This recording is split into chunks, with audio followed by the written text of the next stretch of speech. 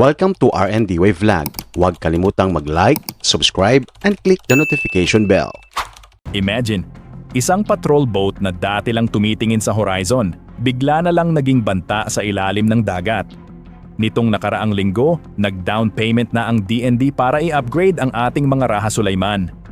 At hindi ordinaryong upgrade ito, dahil magkakaroon ito ng towed array sonar, torpedoes, at posibleng VLS. Ready na ba talaga ang OPV natin maging near frigate? Stick around, pag-uusapan natin ito ng todo. Yo, mga kadagat, at ngayon pag-uusapan natin ang big news mula sa Max Defense. Hindi biro ito. Ang Department of National Defense ay nagbayad na ng down payment para sa ASW upgrade ng mga Raha Sulaiman class na ginagawa ng Hyundai Heavy Industries sa Korea. Para sa simpleng OPV noon, isang malaking step up ito. Tara, breakdown natin kung anong ibig sabihin nito para sa Philippine Navy at bakit sobrang importante nito sa West Philippine Sea. Unahin natin ang pinakamalupit. Walang iba kundi ang Towed Array Sonar o tinatawag na TRAPS, Towed Drillable Active Passive Sonar. Parang haba-habang kamay ito na hinihila ng barko sa ilalim ng dagat para magpakilig sa palibot at maghanap ng submarines. Sinasabing, kaya nitong ma-detect ang submarine hanggang 80 kilometro at kung perfect ang kondisyon ng dagat, umaabot pa sa 150 kilometro. Ito ang pinakaunang beses na magkakaroon ng ganito ang warships ng Philippine Navy. Grabe, history moment. Bago nito, umaasa lang tayo sa hull-mounted sonar at sa AW-159 ASW helicopter. Pero hull sonar limitado dahil direct sa hull. At helicopter may range at weather limits. Ang towed array, mas malawak ang coverage at sensitive sa tunog ng submarine. Ibig sabihin, mas maagang babala, mas ligtas ang ating fleet at mas maraming opsyon para makipaglaban sa ilalim ng tubig. Ayon sa Max Defense, nag-down payment na ang DND at umaasa na makarating ang unang Raha Sulaiman bago matapos ang 2025.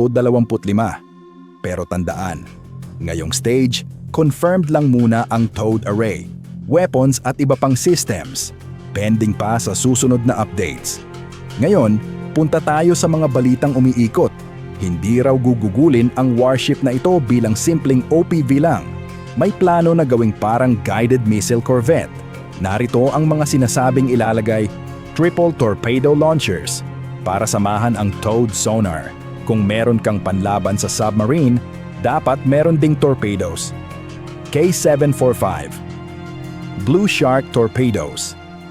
Same torpedoes ng Rizal at Miguel Malvar frigates, range mga 19 kilometro. 4 cell Korean Vertical Launching System VLS. Bawat cell kayang magdala ng 4 KSAM Korean Surface-to-Air Missile, ibig sabihin hanggang 16 na anti-air missiles kapag full fit. Range ng KSAM, mga 20 kilometro.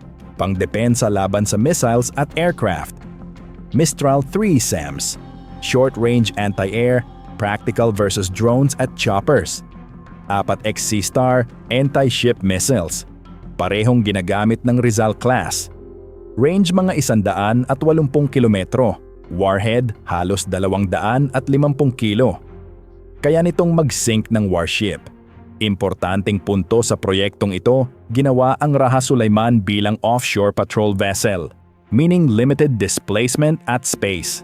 Kaya habang kayang-kaya itong lagyan ng ilang heavy systems, may physical at stability limits.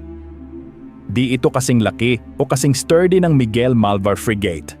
Pero kung pipiliin ng Navy na i-fit ito ng mabuti, magiging hybrid siya, OPV na may frigate grade punch. Practical at flexible. Pwede patrol, pwede deterrence.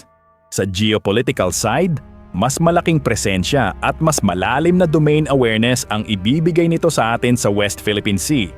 Submarines ng kalaban, mas mahihirapan silang gumalaw ng malaya. Early detection equals time to respond equals saved lives and ships.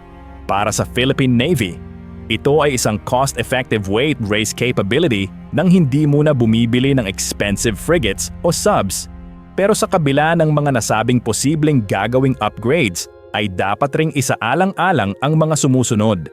Space at weight limits. Maaaring kailangan ng structural changes. Crew training. ASW complex. Kailangan ng trained sonar operators at ASW tactics. Maintenance costs. Advanced sensors at missiles may increase sustainment budget. Integration risk. Puso ng success ng campaign. Integrate sonar, fire control, torpedoes at missiles ng maayos. Parang transformer lang, 'di ba? Patrol boat by day, submarine hunter by night. So guys, malaking hakbang ito para sa ating Navy. Mula patrol sa coastal watchman, papunta sa anti-submarine role. Pero marami pang dapat bantayan. Integration, timeline, at syempre ang desisyon kung anong weapons ang final. Kung gusto nyong malaman kapag confirmed na ang torpedoes o VLS, subscribe kayo, i-hit ang bell, at comment down below kung anong system ang pinaka-exciting para sa inyo. Kita-kits po tayo sa mga susunod pang mga video. Mabuhay ang Philippine Navy at mabuhay ang Pilipinas! Mega shoutout po sa lahat ng top commenters at new subscribers. Maraming salamat po sa panonood. Ciao!